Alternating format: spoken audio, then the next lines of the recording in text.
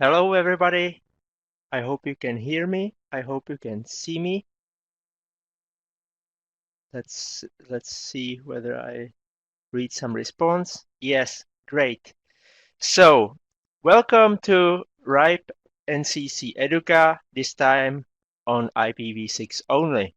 My name is Ondřej Caletka. I recently joined the RIPE NCC Learning and Development Department. This department is the department responsible for formerly face-to-face trainings, but we are eager to explore a new form of remote participation. So we've already been doing webinars for online training. We also have e-learning platform called RIPE NCC Academy. And just recently this year, we launched RIPE NCC Certified Professionals program, where you can prove your knowledge and earn a digital badge. So we are not new to this online training, online learning, online conferencing things. And also, already before we've made this event called RIPE NCC Educa, which is an online event focused on one topic. We've already done 3 of them. One was devoted to RIPE Atlas system, the other was about routing security, and the third one so far was about IPv6. And this year, also with the global pandemic situation, that actually made us cancel face-to-face trainings under further notice, we've tried to discover another ways how to engage with our members and others. So first we adapted our face-to-face trainings into 2-hour remote learning sessions.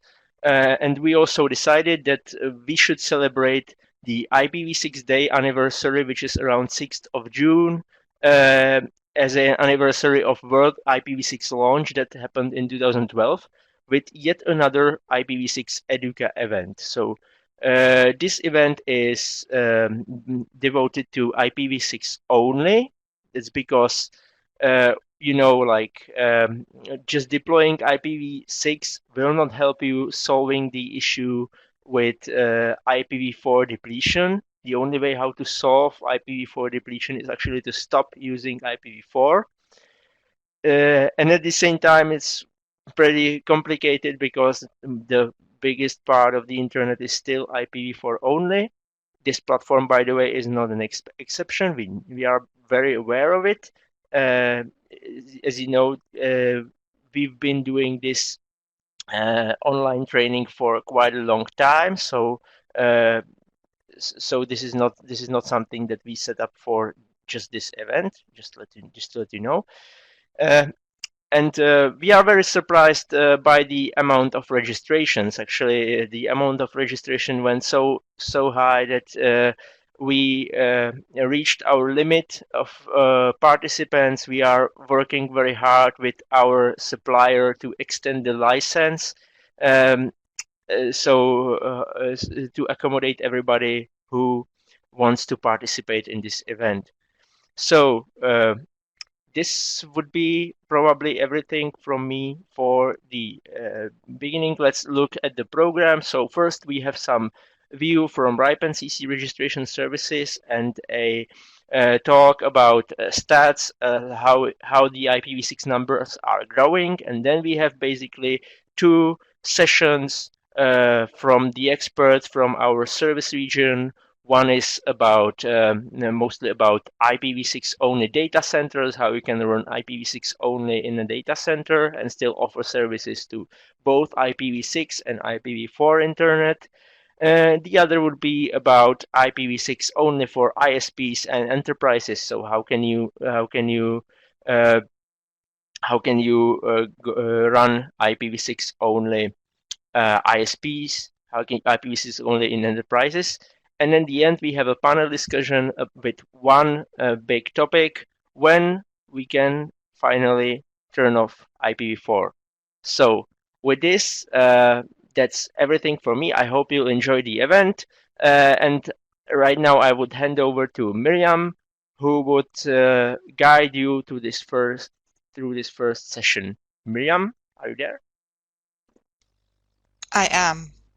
Hello. Can you all hear and see me? Perfect. There are some issues that people have with sound, but I understand that this has been worked on, and refreshing seems to help. And I see that Evelyn is helping out there. So I won't bother with that at the moment. So yes, welcome. I will be the moderator for this first session here at the Educa IPv6 event. And as Ondřej said, we'll have two speakers to start with, two RIPE NCC speakers. The first one is Marco Schmidt, who is the assistant manager for the registration services at the RIPE NCC.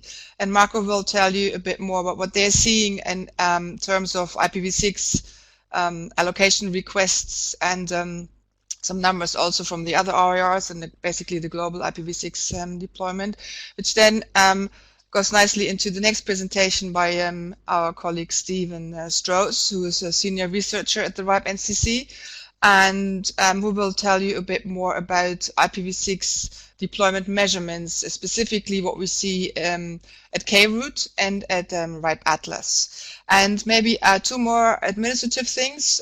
Some of you have already noticed this session has been recorded, so you can actually watch it later. Also, if you're now missing maybe the beginning, if you have some trouble there.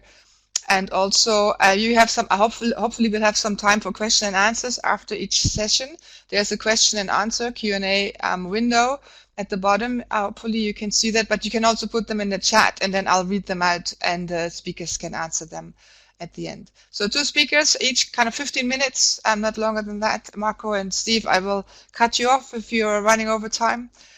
So please, Marco, go ahead.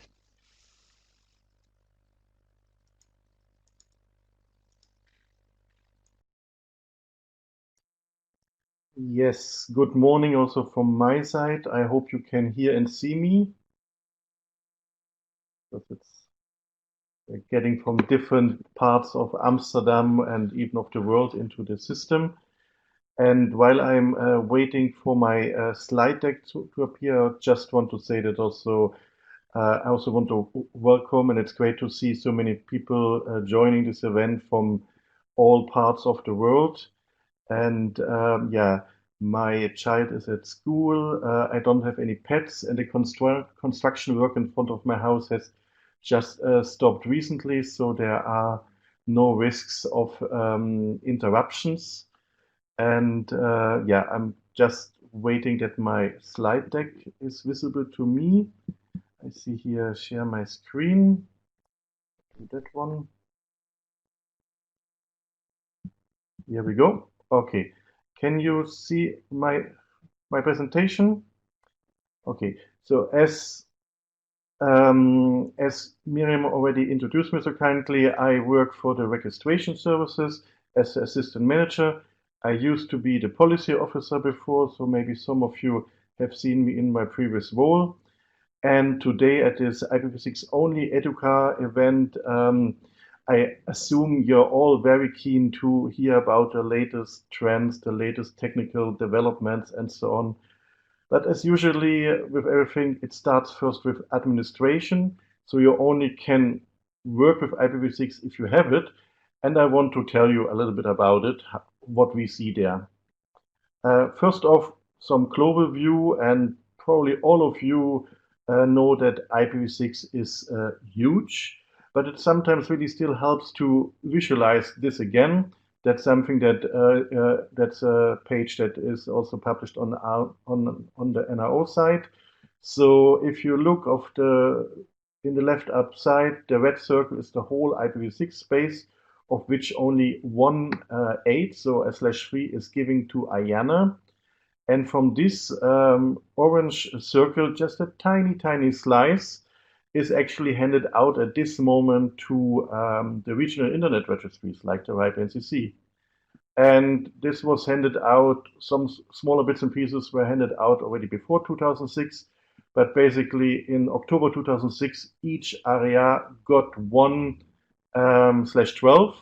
And maybe the most interesting news now is that actually last year, for the first time after basically 13 years, first the RIPE NCC and then ARIN requested their second allocation from IANA. So these two areas are now holding /11 and handing it out, continue to hand it out to our members.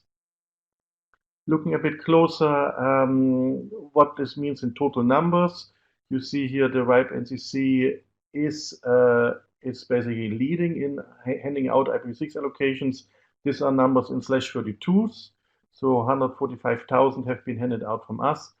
Next one is APNIC for the Asia Pacific region, ARIN in North America, and then we have AFRINIC for Africa and LACNIC for Latin America that are trailing a bit behind, but also there it is picking up. So more and more allocations, IPv6 space is requested because, yeah, IPv4 is short all around the world. Looking a bit closer at the numbers in our region, we have at this time a bit more than 25,000 LAR accounts, and around 16,500 of those accounts are holding IPv6 allocations, which is quite exactly 2/3. I want to give some clarification here. LAR account doesn't translate to one member or one organization, because in our region, one member can have multiple LAR accounts. So it is possible, and it happens quite a lot, that an organization has opened multiple LAR accounts and only has requested an IPv6 allocation in one of those accounts. So the number of actual legal organizations that holding IPv6 is higher than 66%. It's around 70 something percent. It's not exactly easy to define, and you will see later why I focus on LARs and IPv6 per LAR accounts. Looking a bit at the trend, how this is going, how many LARs have IPv6 and how many still don't have. You see the blue line, this is the one with IPv6 allocations, and it's nicely, steadily growing. The red line is the one without, and there you see something interesting. So until end of last year, actually, this line was increasing, and then it stopped, and now it's going down. And probably most of you can guess what is the reason for that, because in November last year, we ran out of IPv4, and before that, we had quite some organizations, companies that became member for the /22 IPv4 allocation that we were handing out until that time. And many of them, or quite some of them, did not request IPv6 allocations. However, these members don't have now reasons anymore, or these organizations don't have much reason anymore to become member. So now organizations that join us are usually the one that request IPv6. That's why the amount of organizations without LAR, the amount of LAR accounts without IPv6 is going down, which is nice. Here, that is also an interesting graph that shows actually how many allocations and IPv6 assignments we hand out. I see here's a little format issue. You can, after the end, it actually says assignments. The blue line stands for IPv6 allocations that we hand out every week. And while there's some up and down, you can say in average we do around 50 allocations per week, even in peak weeks up to more than 80. And you might wonder why it goes down sometimes, and even end of 2019, it went even into the negative. So to clarify that, this number you see here is are the net changes. So if we sometimes get IPv6 allocations back, then this is reduced in this graph from the amount that we hand out. And there was a big event in 2019 where we had to close a lot of LAR accounts with IPv6 allocations that all happened in 1 week. And that's why this is a negative number. But overall, you see 50 allocations per week are handed out. Since the whole Corona situation, it has maybe slowed down a little bit, although we also had one peak event there. The red number are IPv6 PI assignments, so provider independent assignments for organizations that don't want to become a member, but they would like to have IPv6 for their own network. For that, they don't have to renumber in case they change provider. This is requested quite regularly, but on a smaller number. So you can say per week, 5 to 10 such PI assignments in IPv6 are requested. Now it brings me a little bit to the policy part and trends that we see. Basically, the V6 policy, not much has changed in the last years. It's already quite relaxed since a while. You qualify as a member, as an LAR even, for an IPv6 allocation of a /32 by default, and even up to a /29. You get it from us without any question asked. That's why nowadays, actually, the standard size, the default size that LARs receive from us is the /29. If they need more, they also can qualify for this, but then we want to see some numbers. We want to see customer numbers. We want to see some addressing plans where we can understand better their structuring, their hierarchy. Is there some segmentation regarding geography? Are there some security layers? And then this even qualifies for additional bits. And yeah, one of the most important policy requirements is, of course, that assignments, so actual networks within those allocations we are handing out, must be registered in the right database. And I mentioned before IPv6 PI assignments, so handed out mainly to non-members. There, the minimum size is a /48, but also more can be requested, mainly for routing reasons. So let's say we have a non-member, an organization with 2 offices in 2 different countries or 2 different cities with different routing requirements, then they can qualify, for example, for 2 /48 PI assignments.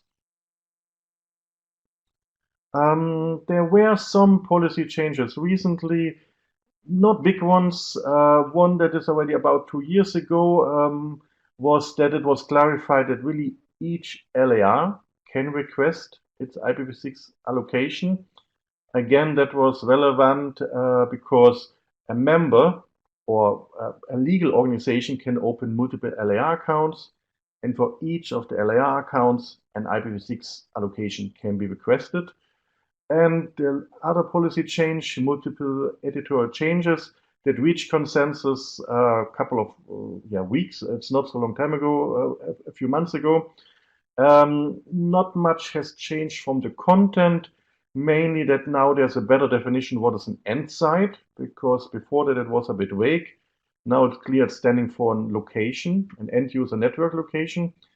And also now it's not required anymore that if you want to create an assignment larger than the /48 in your allocation, that you don't need a pre-approval from the RIPE NCC anymore.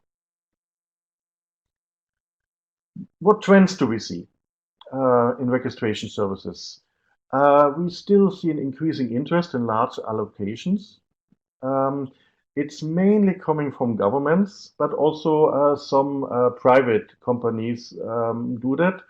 And several governments actually have received in last years large IPv6 allocations because they have quite advanced and sophisticated plans to roll out IPv6 nationwide.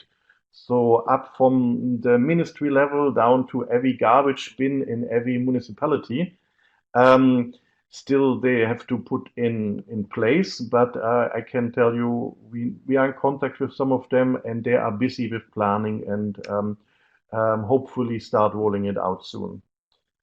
What we also do see, the knowledge is still limited about IPv6. We see it also especially in large IPv6 requests that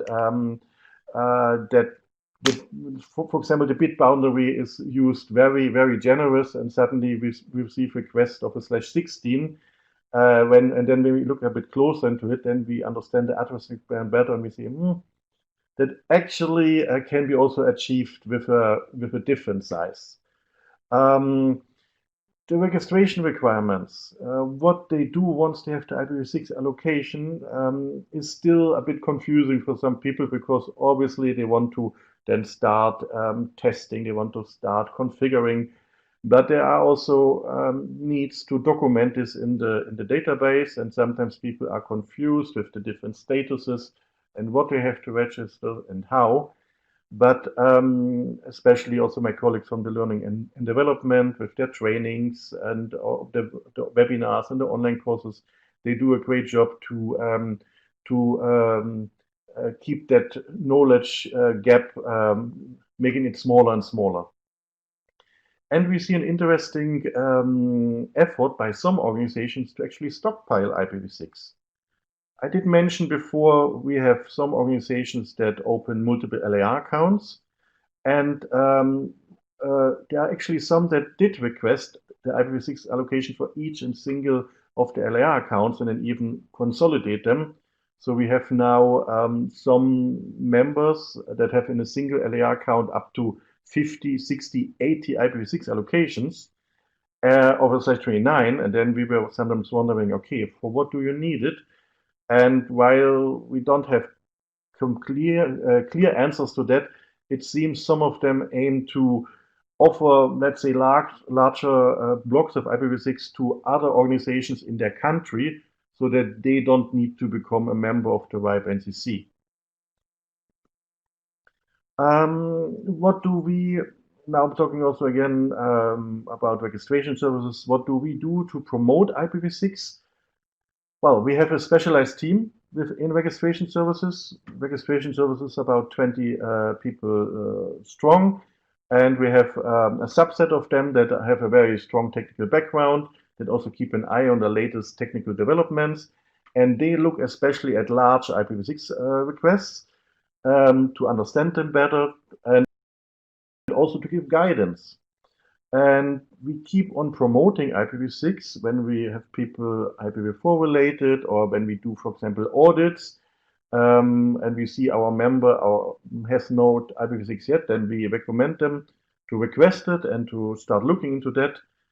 We also, together with our colleagues from learning and development and external relations, we go to events and conferences and do outreach activities there.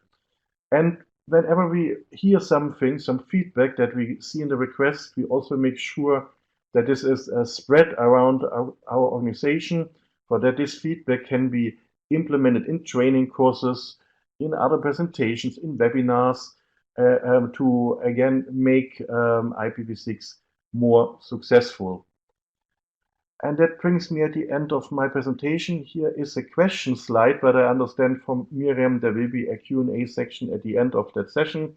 So I will now shut off my webcam, and I thank you for the attention, and I'm happy to answer questions later. Thank you. Thanks, Marco. This was really good overview, and you stayed right in time. Perfect. So yes, please keep your questions. I mean, you can already start typing them in, but keep your questions till after the next presentation, which will be done by Steve Strowes, our senior researcher at the RIPE NCC. And as soon as your slides are showing up, Steve, you can take it away. All right. Well, that's 8th slide. Let's go to the start of the deck, shall we? Okay. Good morning, everybody, and welcome to my little section of the Educa IPv6-Only event. Today I'm going to be talking a little bit about some of the stuff that we observe on RIPE Atlas and at the K-Root. Many of you, if you were at the Educa event 2 years ago, you may remember a similar talk. This follows a similar outline. I'm mostly going to be covering IPv6 only, so there are going to be points here where I don't relate our IPv6 numbers to the IPv4 numbers, because at some point we should grow out of that and just start reporting what the IPv6 numbers are. So I'm going to touch on what RIPE Atlas is, what we measure, and then a little bit of what we see at the K-Root. And that is definitely 15 minutes of content.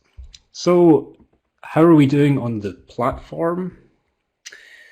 Well, first of all, RIPE Atlas is a distributed network measurement platform, which I'm sure many of you are familiar with. And if you are not, you should totally participate. You can become a host by following that link. That's a very old school hardware probe focused page. If you're more interested in running software probes, which we now support, then there are other resources for you, and you can follow that link. I guess these should be clickable somewhere if you download the PDF.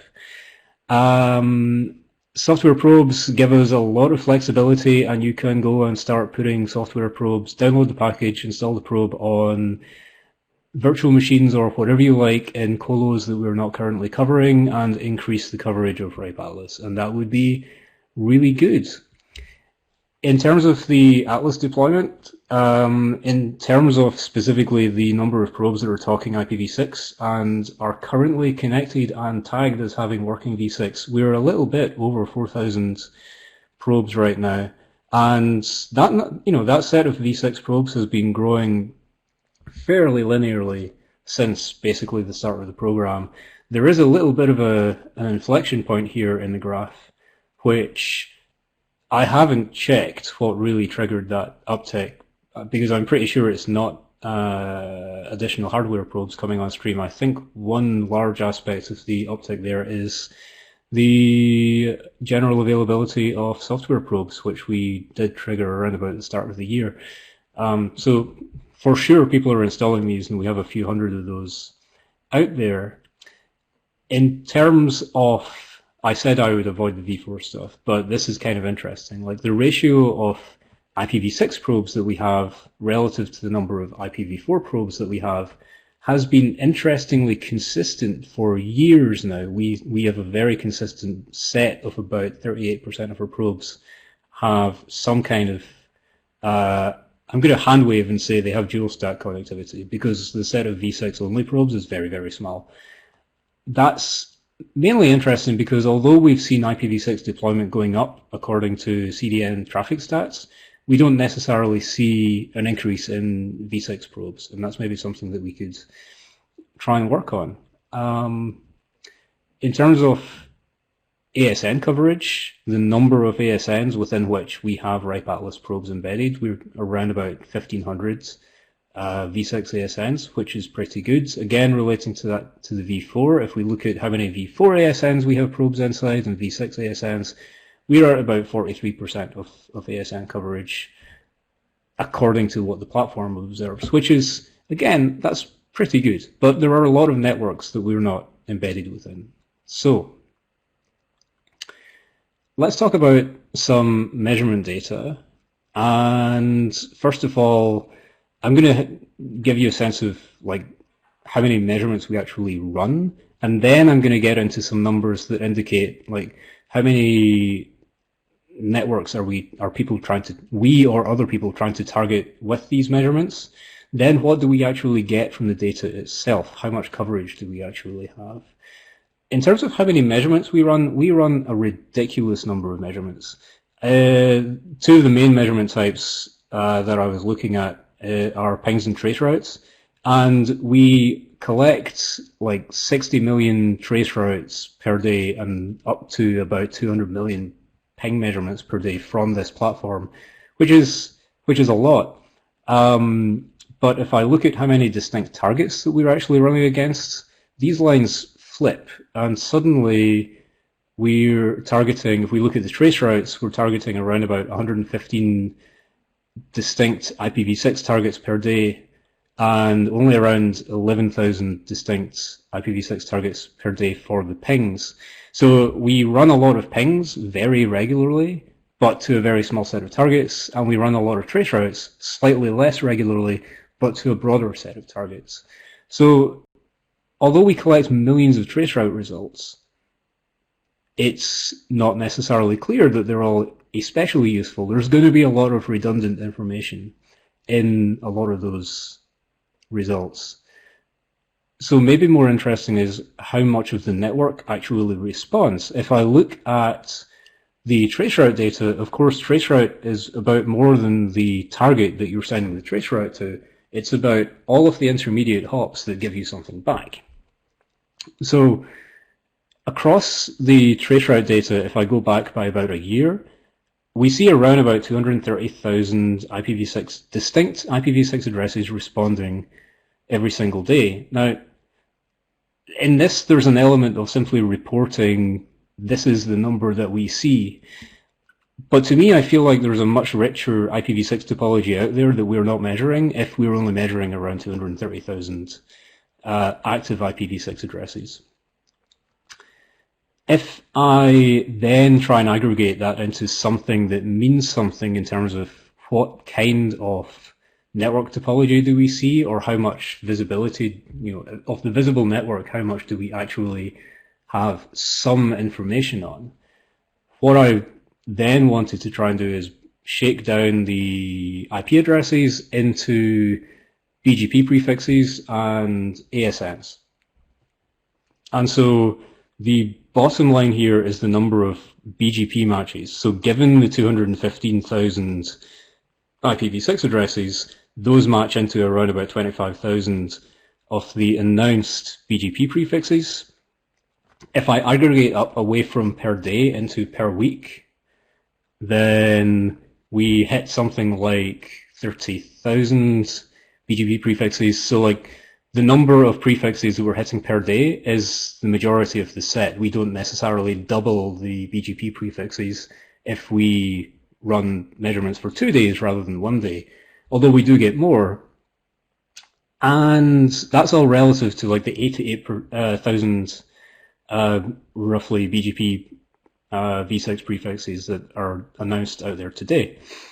So we have coverage that looks around about 30% of the BGP table, but if we look at how many ASNs those appear to be coming back from, well, what we see is, and this could be like 1 packet or 10,000 packets. If I see the existence of the ASN, I'm counting it in this set. And what we get is around about 9,000, 10,000 ASNs visible in the traceroute data per day. Again, aggregating up to a week adds a bit, but it's not multiplicative, so you get around about 11,000 ASNs out of 1 week's traceroute data. And that's relative to the roughly 19,500 ASNs that are actually visible in routing tables today. So in terms of ASN coverage, this doesn't describe all of the interconnectedness between ASNs, but it gives us some indication of how much of the network of autonomous systems we actually have something from in the RIPE Atlas dataset. If you wanted to go and pull down all of this data, if you wanted to go and pull down the RIPE Atlas daily dumps, then you would get all of this stuff. So we're measuring responses from around about 30 to 35% of the BGP announcements, and maybe around 50% of the ASNs that we see. IPv6 topology discovery is an active research area, and we are looking to improve on all of this and trying to improve coverage without adding too much redundant data into the data set. So this is ongoing, and if you have ideas or thoughts or new vantage points that you could add to the network, that would be awesome. So let's quickly look at the K-route, and this is going to be a quick look because I'm not a DNS person, but I can look at the traffic numbers and look at what we actually see. And first off, DNS is not HTTP traffic, right? That much is obvious, but that implies that when we look at broad traffic stats, the numbers are going to look slightly different. And so in terms of percentage of queries arriving at the K-route over IPv6, right? Reproduce the Google graph, but for the K-route, we don't see that nice linear uptick towards 30 or 40%. What we seem to get, if I'm being optimistic about this, I thought I had another slide. What we seem to get is something that levels out around about the 17% over the last 3 years. I'm choosing to be optimistic and not reading that as a dip at the end. I'm going to take that as noise in the measurements. But it's interesting nonetheless that we maybe aren't seeing more IPv6 deployment on DNS resolvers, And maybe that's something that could be improved. Maybe that's something that you've got in your backlog that you could work on this week, this year, who knows? One thing that's interesting is, in terms of sheer volume of queries, I decided to break out 3 types, single A, quad A, and CNAMEs. And I did that for the reasons of the next slide, but you can see the volume here in terms of, like, CNAMEs are way down at the bottom. Trust me, there is a line there. But A records and quad A's, like, way more A record queries. I don't have enough information in the data set to know the causes. I can theorize on causes, but I can't break down the causes reliably. But the point that I want to get to is on the next slide, which is what actually is different about the arrival of these. So, okay, we get about 1/3 of the quad A queries over the, about 1/3 of the volume of quad A queries is about 1/3 of the single A queries, but this is the interesting part, which is per query type, the percentage that arrive over v6.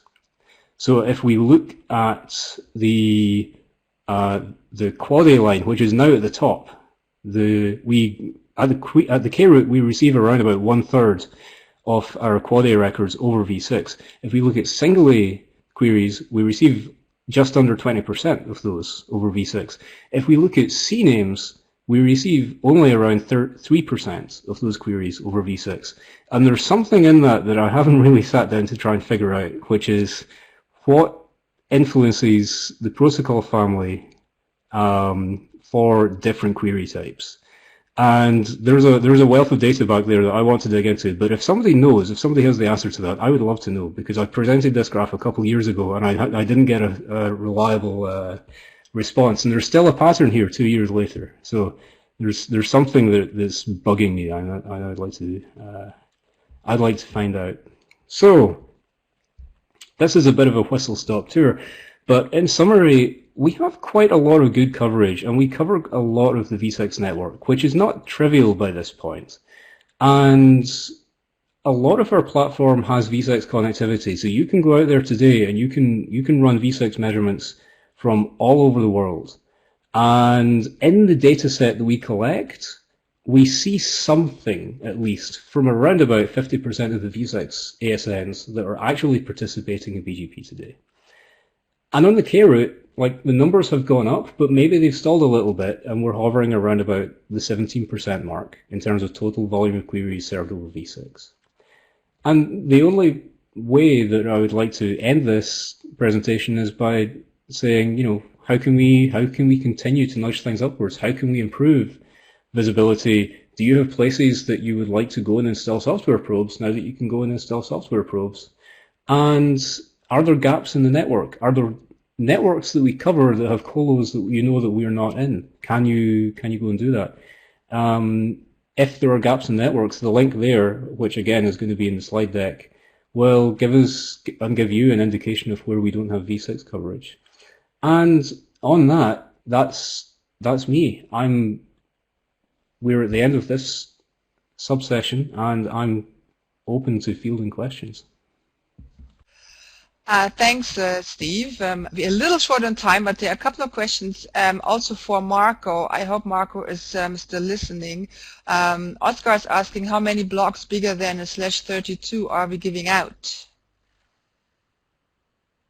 Marco, I think that's you. Yes, I'm here. Yeah. How many blocks bigger than /32 we're handing out? Well, actually, almost all blocks are bigger than /32 because this default size now is a /29. But maybe I understand the question, what is even how many we hand out more than this default size? And this is, it's about, I don't have the exact numbers right now, but I think in the last year it was like between 10 and 20. Okay, thank you. Dennis is asking, do you have any figures about how much is publicly announced? We do. I don't know if you had those in your presentation. I can share a link in the chat about that later on. We have measurements about that. Let's see. Daniel is asking, comparing numbers of v4 ASNs to v6 ASNs, what does this comparison really mean? Does it mean the v6 network reaches less hosts, or does it mean the v6 network topology is less complex? I guess that's for you, Steve. I think it means both. Wait, v4 ASNs to v6 ASNs, are we referring to where the probes are? Maybe I think that graph was slightly unclear. Oh no, I'm unclear in the question. Let's move on. Go on. If we're referring to ASNs visible in the traceroute data, then it's implying that the v6 network is probably less complex. If I'm referring to the v6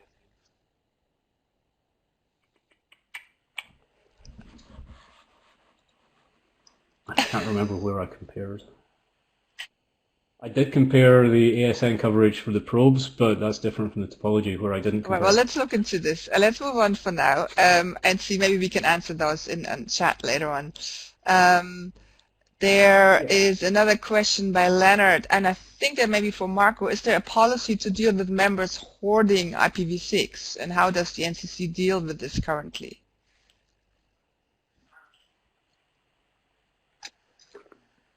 No, there's not a policy yet, rather the opposite, because the policy explicitly allows that every LAR account can have a /29. The right NCC at this moment, also, it must not be something negative. So at this moment, what we are doing is sometimes reaching out to these members and ask why they are doing this.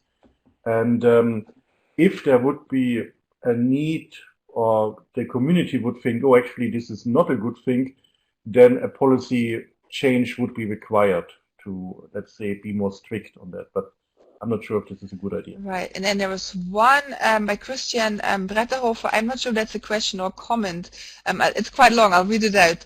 IPv6 and enterprises have lots of locations across the globe in IPv4 only. So Windows domain controllers in IPv4 only, DNS 64, easy setup with bind 9, how to set up for 4x6 XLAT and NAT64 CLAT on Windows v6 servers to enable server LANs with v6 only. Do we need to wait until all servers and client LANs are dual stacked until we can deploy v6 only services? Where are the good IPv4 as a service examples? I don't know if you mean IPv4 or IPv6 as a service examples.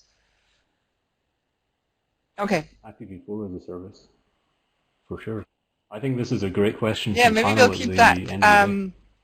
Keep that for that, because we are running out of time.